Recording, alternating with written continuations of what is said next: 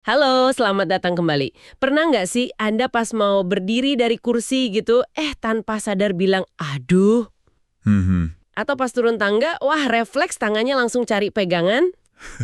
sering gitu, sering. Mungkin juga lutut Anda udah kayak peramal cuaca pribadi gitu ya. Kalau iya, wah Anda nggak sendirian loh. Kayaknya kita semua ini perlu mulai belajar bahasa lutut nih. Betul-betul. Sudah saatnya kita lebih peka. Nah, hari ini kita mau gali nih wawasan menarik dari satu sumber. Ini kutipan dari buku judulnya Murup Honyokiro Inseng Ima Konggang Chatki. Agak panjang ya judulnya. Iya, haha. Artinya kira-kira menemukan kesehatan babak kedua dengan penerjemah lutut. Ditulis oleh Oh Deun, ini seorang dokter bedah ortopedi yang, wah, pengalamannya udah banyak banget. Menarik. Penerjemah lutut. Misi kita nih dalam pembahasan kali ini yaitu tadi mencoba menerjemahkan sinyal-sinyal dari lutut Anda, sekaligus cari cara merawatnya lebih baik, terutama pas masuk fase yang disebut Dokter O ini babak kedua kehidupan. Babak kedua, ya. Anggap aja ini kayak kursus kilat lah buat memahami teman lama kita ini si lutut. Oke, siap ya? Mari kita bedah bareng-bareng. Siap-siap. Coba deh Anda ingat-ingat lagi. Lutut Anda itu, wah kerjanya udah luar biasa keras loh. Dokter Oni sampai ngitung perkiraan di usia sekitar 55 tahun itu, lutut kita udah nekuk lurus itu bisa lebih dari 50.000 kali. 50.000 kali. Banyak banget itu. Iya kan? Itu kayak mobil udah jalan 1 juta kilometer. Dulu tuh waktu masih babak pertama hidupnya lutut. Rasanya kayak superhero aja gitu ya. Lompat-lompat, berdiri lama, atau dansa semalaman pakai high heels pun rasanya enteng aja. Iya, iya. Itu fase babak pertama. Masa-masa, ya fisiknya prima banget lah lutut itu. Tapi, ya seiring waktu, lutut mulai ngasih sinyal kan? Mungkin awalnya cuma bisikan aja. Bisikan gimana tuh? Kayak sedikit kaku pas bangun pagi. Lama-lama, sinyalnya bisa lebih kenceng, lebih jelas. Misalnya nyeri pas naik turun tangga, atau nggak nyaman kalau cuaca mau berubah. Oh, jadi makin jelas gitu Ya, ya? yang penting dipahami nih, kata dokter O, ini tuh bukan akhir cerita. Justru ini awal dari babak kedua. Lutut Anda itu sekarang ibaratnya kayak, anggur berkualitas yang makin matang. Anggur berkualitas, maksudnya? Iya, dia jadi lebih bijaksana, lebih tahu batasannya. Udah nggak bisa gerasa gerusuk kayak dulu, tapi punya pemahaman sendiri apa sih yang baik buat dia. Oke, lebih bijak ya lututnya sekarang? Dan disinilah aturan emas dari Oh Dae-hoon jadi penting banget ya. Lutut itu nggak pernah bohong. Tepat sekali, nggak pernah bohong. Masalahnya sering kali ya kita ini yang kurang paham bahasanya. Nah, terus gimana caranya biar kita bisa jadi penerjemah yang lebih oke buat lutut kita sendiri? Nah, ini kita coba pakai penerjemah lutut ala dokter Oo ini ya. Ada beberapa sinyal umum nih sama terjemahannya. Misalnya, kalau pagi-pagi lutut kerasa kaku atau bunyi klik kita. Sering tuh bunyi klik. Iya kan? Itu artinya gini, sebentar dong, perlu pemanasan dulu nih. Jadi, cairan pelumas sendi kita itu semalam agak mengental sedikit. Mirip oli mesin mobil lah kalau lagi dingin. Oh, jadi kayak oli kental gitu ya. Terus solusinya gimana? Gampang kok. Sebelum bangun dari kasur, gerakin aja lutut pelan-pelan. Tekuk, lurusin, beberapa kali gitu di tempat tidur. Biar mesinnya panas dulu. Terus lagi nih, kalau lutut rasanya gemeteran atau goyah gitu pas turun tangga, Nah, itu juga sering kerasa tuh. itu sinyalnya jelas. Hati-hati, aku lagi kurang stabil nih, perlu dukungan. Kenapa bisa gitu? Karena pas kita turun tangga, beban di lutut itu bisa sampai 3 sampai 4 kali berat badan kita loh. Tunggu, 3 sampai 4 kali, serius. Kalau berat badan 70 kilo berarti, wah hampir 300 kilo dong. Betul, makanya wajar kalau lututnya protes. Itu beban yang berat banget buat dia. Pantesan aja, pegangan tangga jadi penting banget ya. Jadi megang pegangan tangga itu bukan tanda kita lemah ya, tapi justru cerdas gitu. Tepat sekali. Itu langkah bijak namanya, bukan tanda kelemahan. Oke, sinyal lain lagi nih, nyeri sebelum cuaca berubah. Nah, ini yang katanya mitos. Ternyata bukan sekedar mitos loh, terjemahannya itu, tekanan udara lagi berubah nih, aku ngerasain. Perubahan tekanan barometrik itu memang bisa pengaruh ke tekanan di dalam rongga sendi kita. Lutut yang udah sensitif, wah bisa jadi barometer alami yang cukup akurat. Wah, keren juga ya lutut kita. Terus apa lagi? Atau rasa kaku setelah duduk lama. Misalnya habis nonton maraton film gitu.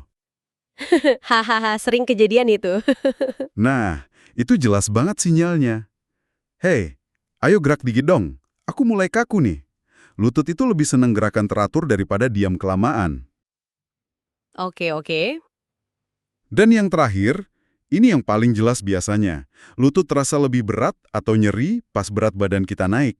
Itu udah teriakan paling kencang. Waduh, beban ini keberatan. Tolong dong, coba diet. Ingat, setiap nambah 1 kilo berat badan, itu nambah beban sekitar 4 kilo pas kita jalan. 4 kilo ya? Wow. Oke, oke. Jadi jelas banget ya, lutut ini sebenarnya komunikator yang hebat. Kita aja yang perlu lebih peka dengerinnya ya. Betul. Tinggal kita mau dengerin atau enggak. Wah, setelah kita tahu sinyal-sinyalnya, sekarang kita coba kenali nih, apa aja sih yang paling sering bikin lutut ini ngeluh. Berdasarkan pengalamannya Dr. O, apa aja musuh utama lutut kita di babak kedua ini? Ada beberapa hal utama ya, yang benar-benar nggak disukai lutut. Yang pertama, dan ini penting banget, itu beban berlebih. Entah itu terus-menerus, atau yang sifatnya mendadak. Beban berlebih ya? Ya, terutama dari kenaikan berat badan. Apalagi kalau naiknya cepot, habis liburan lebaran misalnya, wah itu kerasa banget biasanya. Ingat angka tadi kan? Beban berlipat pas jalan, naik tangga, apalagi turun tangga. Iya, yang 3-4 kali itu ya. Betul. Terus juga postur tubuh yang menyiksa, kayak jongkok lama, atau duduk bersila terus di lantai. Itu juga termasuk beban berlebih buat lutut. Lutut kita tuh kayak bilang, aduh, aku nggak didesain buat nahan beban segini terus di usiaku sekarang. Oke, jadi beban berlebih ini kayaknya biang kerok banyak masalah ya. Terus selain itu apalagi musuhnya? Musuh kedua itu, kombinasi antara kurang gerak teratur sama aktivitas fisik yang tiba-tiba atau berlebihan tanpa persiapan. Maksudnya gimana tuh? Ya, contohnya gini, seharian duduk aja depan komputer, terus pas weekend, tiba-tiba langsung main futsal, nggak pakai pemanasan cukup. Atau saking semangatnya main kejar-kejaran sama cucu, padahal kondisi lutut lagi nggak oke. Oh, jadi lututnya kaget gitu ya? Iya, kaget. Bisa cedera malah. Lutut itu lebih suka rutinitas gerak yang konsisten sama pemanasan yang cukup sebelum aktivitas berat. Keluhannya kira-kira gini, loh kok tiba-tiba begini? Pelan-pelan dong. Terus, musuh ketiga ini dari luar. Sepatu yang nggak pas sama udara dingin. Sepatu ngaruh juga ya? Banget. Sepatu hak tinggi itu kan ngubah postur ya, jadi nambah beban lutut. Terus sepatu yang kaku banget atau nggak ada bantalannya, itu bikin tiap langkah jadi kayak hantaman buat lutut. Waduh. Sama udara dingin, itu bisa bikin sirkulasi darah ke area lutut agak lambat, jadinya kerasa kaku atau nyeri. Lututnya kayak bilang, tolong dong kasih sepatu yang enak, terus jaga aku biar anget. Oke, jadi intinya beban berlebih, pola aktivitas yang salah, terus sepatu sama suhu dingin ya, itu musuh-musuh utamanya. Nah, kalau tadi musuhnya, sekarang kita cari temennya dong. Apa aja nih sahabat terbaik buat lutut kita menurut Dr. O? Sahabat pertama, dan ini mungkin yang paling penting ya, itu otot penyangga yang kuat. Otot paha depan, paha belakang itu loh. Quadriceps sama hamstring itu ya? Betul, itu ibaratnya kayak staf pribadinya lutut. Makin kuat otot-otot ini, kerja lutut makin enteng, soalnya bebannya bisa kebagi. Makanya olahraga penguatan yang pas itu penting banget. Dokter, malah nyaranin aturan 3-3-3 yang gampang. Aturan 3-3-3? Apaan tuh? Simpel kok. Lakukan peregangan ringan, contohnya lurusin kaki pas lagi duduk selama 3 menit. Terus, pijat lembut area sekitar lutut pakai telapak tangan, muter gitu, 3 kali putaran aja. Dan kompres hangat tiap 3 hari sekali, sekitar 15 menit. Oh, 3 menit peregangan, 3 putaran pijat, 3 hari sekali kompres hangat. Iya, kalau perlu mulai dari durasi pendek dulu. Misal peregangannya 3 detik aja dulu. Yang penting itu konsisten. Oke, aturan 3-3-3 gampang diingat nih. Nah, tadi disebut kompres hangat. Tapi kan kadang ada yang bilang kompres dingin. Gimana bedanya nih? Suka bingung soalnya. Nah, pertanyaan bagus ini, penting banget. Aturannya gini ya, kompres hangat, kayak di aturan 3-3-3 tadi, itu bagus buat ngatasin rasa kaku atau nyeri otot sekitar lutut yang sifatnya udah lama, kronis gitu. Tapi tanpa ada bengkak dan rasa panas pas dipegang. Oke, hangat untuk kaku kronis tanpa bengkak panas. Betul, hangat itu kan melancarkan sirkulasi darah. Tapi nih, kalau lutut Anda tiba-tiba bengkak, merah, terus kerasa panas pas disentuh. Nah, ini tanda radang akut, misalnya habis keseleo ringan gitu. Jangan pakai kompres hangat, Kenapa jangan? bisa makin parah radangnya. Justru saat itu, yang bener pakai kompres dingin, es dibungkus handuk gitu. Itu buat ngeredain bengkak sama nyerinya. Jadi kuncinya kenali dulu kondisi lututnya. Sip, sip. Hangat untuk kaku, dingin untuk bengkak panas. Jelas sekarang. Terus sahabat lutut lainnya apa lagi? Gerakan teratur yang nggak berlebihan, lutut itu nggak suka didiemin kelamaan soalnya. Jalan kaki santai aja di tempat datar, kira-kira 30 menit sehari, itu bagus banget. Jalan kaki ya? Atau berenang. Wah, itu bagus banget karena air nopang berat badan kita. Kuncinya yaitu gerak konsisten, tapi jangan ngoyo. Terus, ya jelas, berat badan ideal. Ngurangin beban itu hadiah paling gede buat lutut. Turun berat badan, meski cuma beberapa kilo aja, dampaknya udah gede loh. Seberapa gede? Turun 5 kilo aja nih, itu bisa ngurangin beban di lutut pas kita gerak, setara kayak kita ngelepas karung beras 20 kilo. Wah, 20 kilo. Gede banget ya efeknya? Iya kan? Lutut pasti makasih banget itu.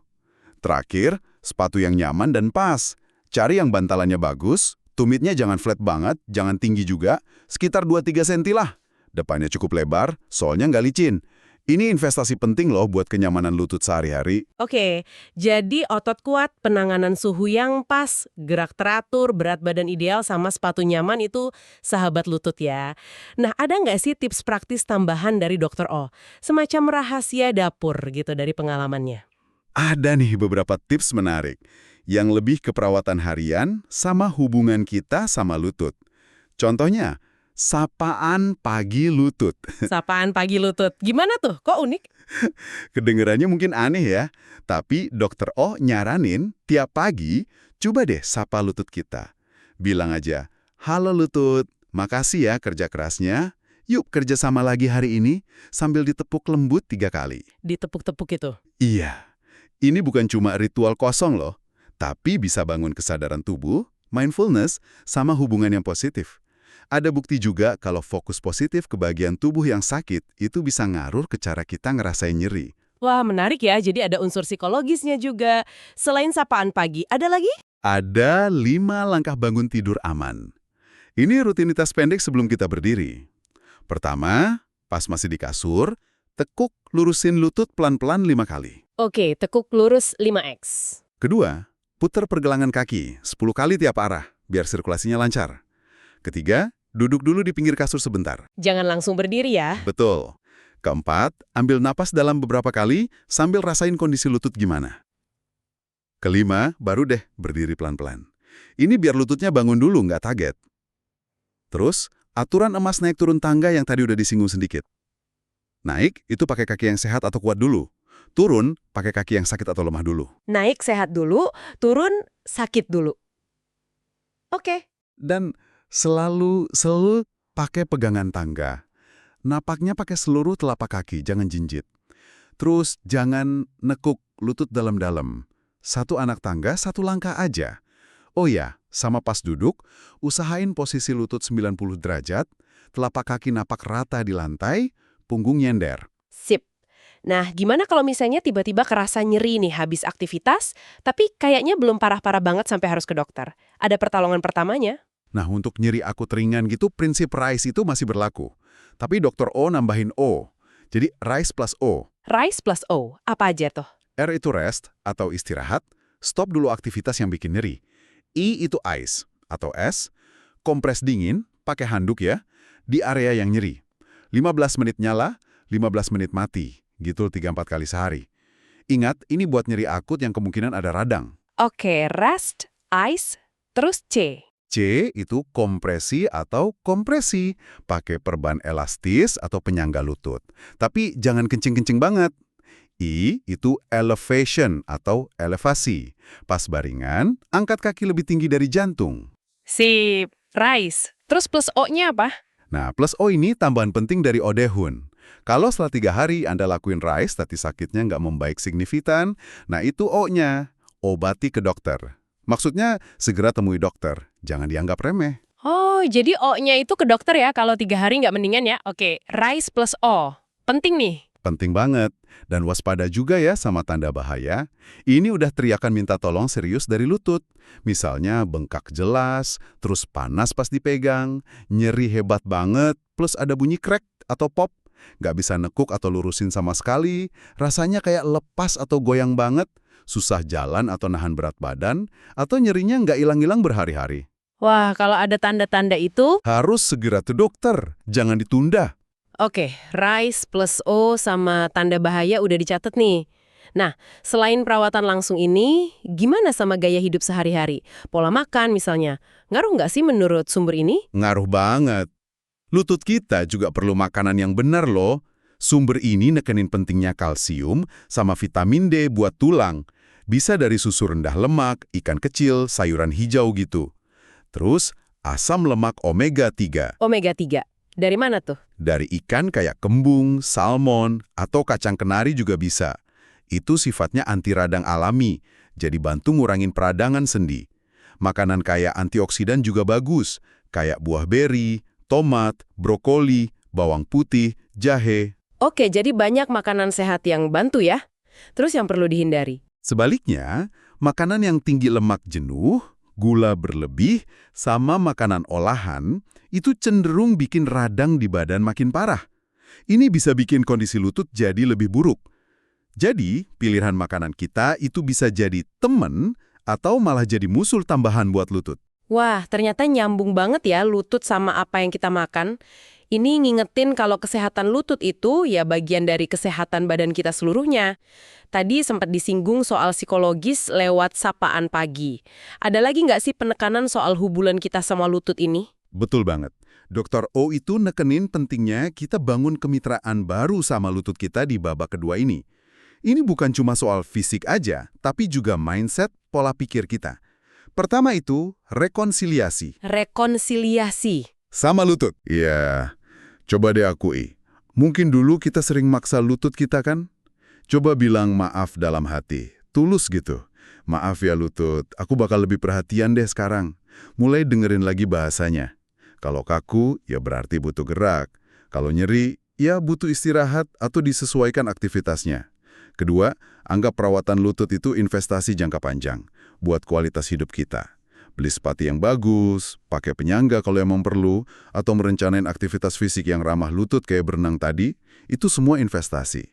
Coba bikin target yang realistis juga. Misalnya, dalam 6 bulan ke depan pengen bisa jalan kaki 30 menit tanpa nyeri, atau target turunin berat badan 3 kilo. Investasi dan target ya? Masuk akal. Ketiga, ubah cara pandang kita. Masalah lutut ini bukan berarti akhir dari kita nggak bisa gerak loh. Tapi mungkin ini awal dari cara hidup yang lebih sadar sama badan, temponya lebih pelan mungkin, tapi lebih menghargai tiap gerakan. Ini kesempatan juga buat nemuin aktivitas baru yang cocok dan mungkin kita jadi lebih bisa berempati sama orang lain. Lutut itu teman seperjalanan hidup, bukan musuh yang harus kita kalahin. Mendengarkan sinyal, rekonsiliasi, investasi, ubah perspektif. Wah, ini pendekatan yang komprehensif ya, bukan cuma ngurusin nyerinya aja, tapi benar-benar bangun hubungan yang lebih harmonis sama badan kita sendiri. Tepat sekali. Karena inti dari semua tips Dr. O ini ya, balik lagi ke aturan emas tadi. Lutut itu nggak pernah bohong. Dia selalu ngasih sinyal jujur tentang kondisinya gimana. Tugas kita ya jadi penerjemah yang lebih baik, jadi mitra yang lebih peduli. Coba deh mulai terapin 1 atau 2 tips yang paling pas buat Anda. Tapi konsisten.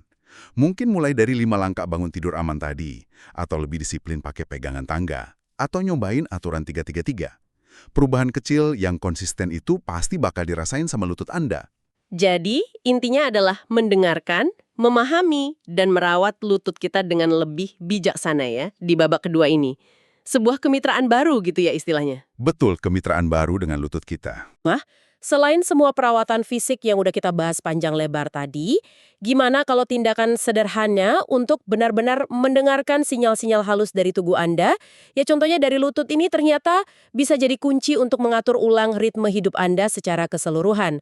Membimbing Anda menuju keputusan sehari-hari yang lebih selaras, lebih pas dengan kebutuhan tubuh Anda yang sebenarnya. Pertanyaan yang bagus untuk direnungkan. Terima kasih banyak ya sudah menyimak pembahasan mendalam kita kali ini.